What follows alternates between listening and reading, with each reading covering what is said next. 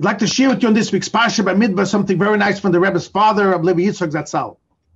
In this week's Parsha, it describes how the 12 Shvatim were camping around the Mishkan. So first it starts off with Mizrach, and it says that Yehuda was on Mizrach side, and Vachoinim Olav, who was camping next to him, was Yisachar.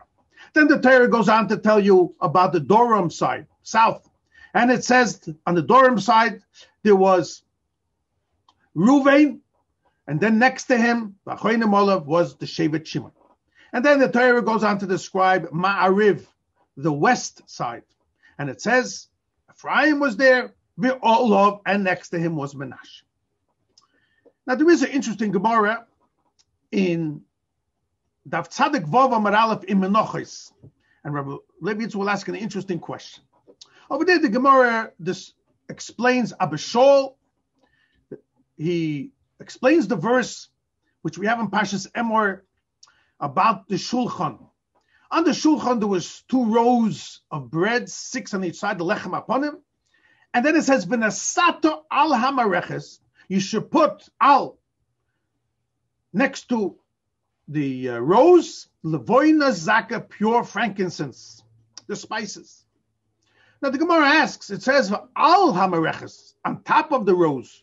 How do you know that the pshat means next to it on the table? Perhaps you should put the levoina zaka on top of the chalas. Says Abba Shaul, I have a proof in this week's Parsha Bamidbar. Because it says that on the west side, on Ma'ariv, there was Ephraim, V'olav, Mata Manasseh. Next to him was Manasseh. Now you can't say V'olav means on top of him, it means next to. So here, Abba Shaul brings a proof from Manasseh that Olav means next to. So when Nasata al Mareches, you should put next to the rows, you should put in between on the table the Levoina Zakra. Ask Rabbi Yitzchok, why did Abba Shaul wait to bring a proof from the word Olav from Manasseh, which is the third description of how the Shvatim camped out? Why didn't he bring a proof from Mizrach? Of Mizrach, it says Yehuda was there, and Olav next to him was Yisachar. And then he could have picked also Dorim, the second one, where it says there was Ruvain, and Vachoinim Olav was Shimon. Why did he wait till Manasseh to bring a proof about the word Olav? Explains Rabbi Levi Yitzchok something very nice. A lot of details, we're just going to focus on one point. And he says that I could have learned that the Olav that says by Yisachar that he was next to Yehuda doesn't necessarily mean physically. The Torah perhaps wants to say that Yisachar was greater in Beruchnius than Yehuda. Even though Yehuda had Malchus, from him came out royalty, Dovid and Melech and Shlomo. However, Yisachar was known for Torah. And Torah, it says in Pirkei Avos, in Perek Vov, Mishnah Vov, Torah is so great, even from Kahuna, and even from Malchus, even from royalty. So in a certain sense, Yisachar spiritually is greater than Yehuda. So perhaps I could have learned, says Abba Shaul, that V'olav that says by Yisachar over Yehuda doesn't mean next to him. It could be he was higher, and spiritually he was greater than Yehuda. The same thing refers to Dorim, explains the Rebbe's father, where it says over there about Ruvain and Shimon. V'olav, and next to him was Shimon. I also could have thought that Shimon, in a certain sense, is greater than Ruvain in Ruchnius. Why? Because Ruvain, his whole shevet was outside of Eretz Yisrael, like it says in Parshas Matos. He did not inherit a piece of land in the Eretz Yisrael alone. He was outside of Eretz Yisrael. On the other hand, Shimon was in Eretz Yisrael. So it could be Shimon in that sense was greater. But when you're referring to the third one on the west, Ma'ariv, between Ephraim and Manasseh, you can't say that Manasseh was greater Beruchnius from Ephraim for 2 reasons. Number one, we find the Parshas Vayechi, when it came to the brachas, Manasseh was really the Bechor.